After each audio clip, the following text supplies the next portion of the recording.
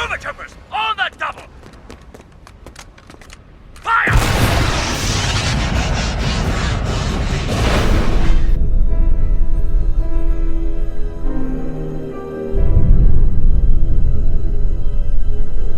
Hey guys, this is Luke from the Scoundrels Cantina, and welcome to another video. In this video, I'll be talking about how the Galactic Empire started recruiting non-humans, aka aliens, into their Stormtrooper ranks, as well as others.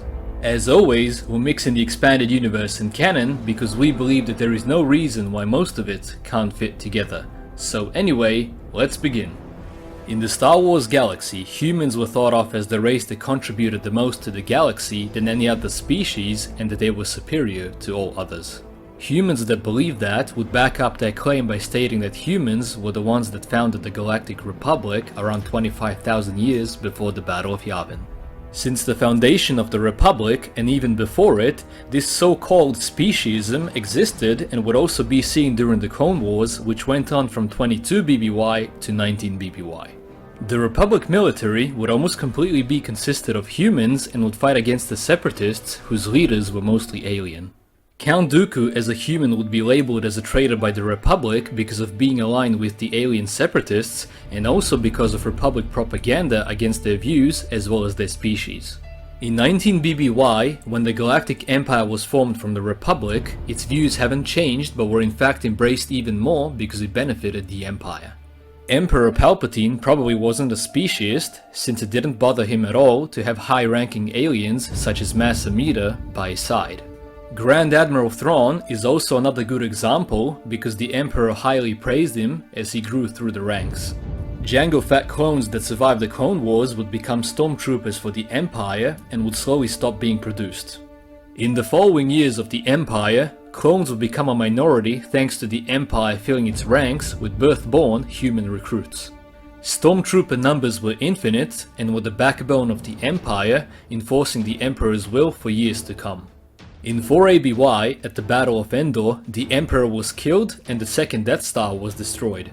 From this point on, we're moving to the events based after Return of the Jedi.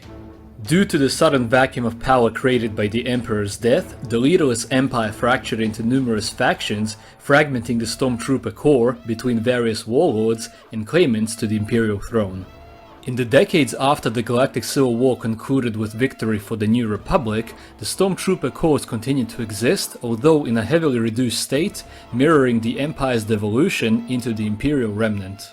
The Empire of the Hand, a state loosely based on Palpatine's Empire, which was led by Grand Admiral Thrawn, retained Stormtroopers as an elite force, and also permitted non-humans to enter military service because of their numbers dwindling, as reflected by military units such as the 501st Legion. The same policy was also adopted by the Imperial Remnant thanks to Natasi Dala's reforms. During Dala's final campaign against the New Republic, millions of non-humans, aka aliens, would become Stormtroopers. The expansion of the recruiting pool to include aliens continued at a gradual pace as the Imperial Remnant steadily reformed itself into a new empire called the Fel Empire. When the Fel Empire divided between the deposed Emperor Rowan Fel and the Sith Lord Darth Krayt, both factions continued to make use of alien recruits throughout their civil war as well as after it.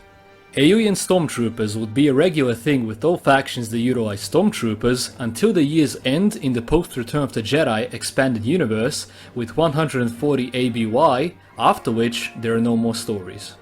During the years when aliens were allowed to be Stormtroopers, all species were allowed to join, and each of them wore armor which was specifically designed for their species. Now, just to briefly keep track of a headcanon view on Star Wars, we don't consider alien Stormtroopers as canon for ourselves because they were introduced after the events of Return of the Jedi, which we believe to be the happy ending in the Star Wars story, because it simply feels right to us, and also everyone is allowed to have their own opinion. But the reason we did this video is because we find the idea of non-human Stormtroopers fascinating and like it a lot nonetheless. Anyway guys, this is it on the video, and we hope you all enjoyed it and learned something new about the vast galaxy of Star Wars. If you want to watch more videos like this one, the link to the playlist of our other Star Wars videos will be in the description down below. Also, if you want to support this channel, hit that subscribe button for more videos like this one, and remember guys, God is awesome, may the Force be with you always, and we'll see you in another video. You rebel scum. This party's over.